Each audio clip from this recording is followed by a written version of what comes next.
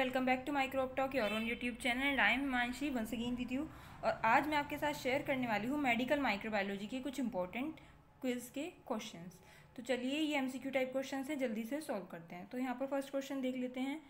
The FC region mediates all the below except binding of, यानी कि जो FC reason होता है, किस में होता है एफसी रीजन?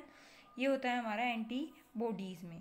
तो ये क्या मेडिएट करता है? कह रहा है कि मेडिएट करता है जो भी नीचे चीज़ें दी गई हैं, बट एक्सेप्ट किसको छोड़ करके? पहले सम फाइगोसाइटिक सेल, कुछ फाइगोसाइटिक सेल्स को। नेक्स्ट है various cells of immune system, अलग अलग जो सेल्स होती हैं इम्यून सिस्टम की। नेक्स्ट है एंटीजन एंड देन है लाइसोजाइम, यानी कि लाइसोजाइम को। तो ये है, इसका आंसर क्या होगा? एंटीजन। क्या है इसका आंसर यहाँ पर? एंटीजन। नेक्स्ट क्वेश्चन देखते हैं हम यहाँ पर क्या होगा।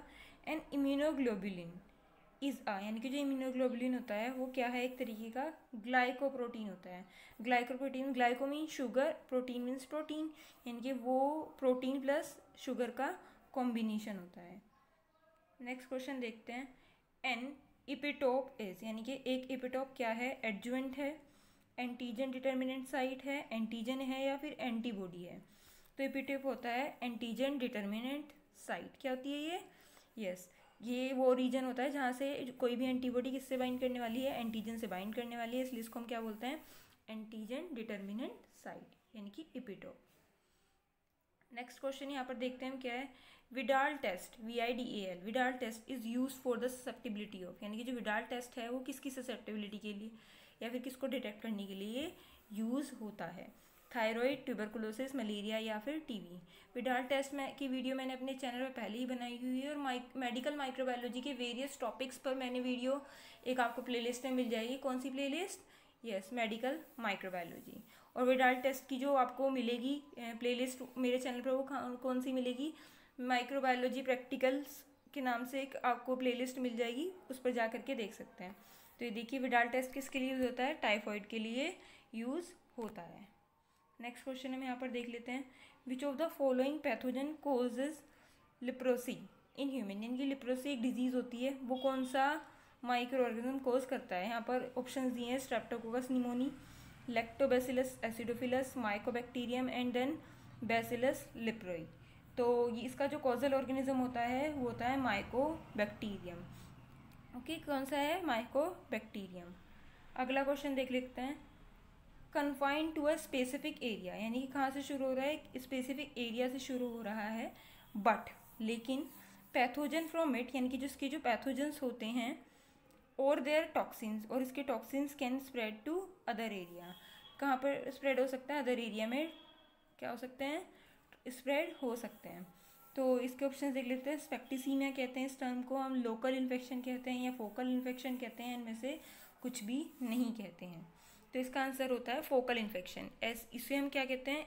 जब कोई स्पेसिफिक एरिया से ओरिजिनेट होता है, बट जो पैथोजन, यानी कि डिजीज़ एक जगह है लेकिन उसके जो पैथोजन है या फिर वो जो टॉक्सिन रिलीज़ कर रहे हैं वो कहाँ पर चले जाएगा? अदर एरिया में भी ट्रांसफ़र हो सकता है। तो इसका आंसर क्या है? Focal infection. आगे बढ़ते हैं हम थोड़ा। They are originated from hospital और क्लिनिकल सेटिंग, यानी कि कहाँ से, क्या इनका जो ओरिजिन है वो क्या है? हॉस्पिटल है या फिर क्लिनिकल सेटिंग है। ऑप्शंस देख लेते हैं। इन्हें हम कहते हैं opportunistic infection, nosocomial infection, normal infection या फिर ये सभी। तो जो भी हॉस्पिटल एक्वायर्ड इन्फेक्शन होते हैं या फिर क्लिनिकल सेटिंग्स की वजह से जो भी इन्फेक्शन होते हैं उन्हें हम क्या कहते हैं? हमेशा नोजोकोमियल इन्फेक्शन। तो इसका आंसर क्या हो जाएगा? Option number 2, nosocomial infection. Next है हमारा a group of plasma protein, यानी कि एक प्लाज्मा प्रोटीन्स का group that play major role in animal, जो किस में रोल प्ले कर रहा है? एनिमल्स में। डिफेंसिव इन इम्यून रिस्पॉन्स, और क्या है? डिफेंसिव है किस चीज़ के लिए? इम्यून रिस्पॉन्स को, मतलब क्या करता है? इम्यून सिस्टम को हमारे क्या कर रहा है? उसके लिए एज अ डिफेंस वर्क करता है। तो क्या है उसका? यहाँ पर ऑप्शन देख लेते हैं। Immune system, plasma system, complement system, proteolytic protein.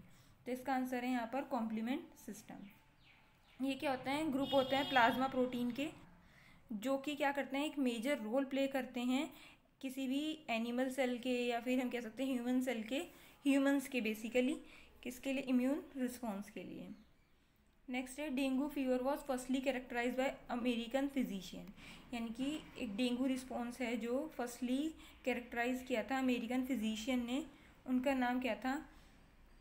यहाँ पर ऑप्शन दिए हैं Louis Pasteur, Robert Koch, Benjamin Rush and Martinus Beijerinck. तो इसका जो आंसर है वो है बेंजामिन रश।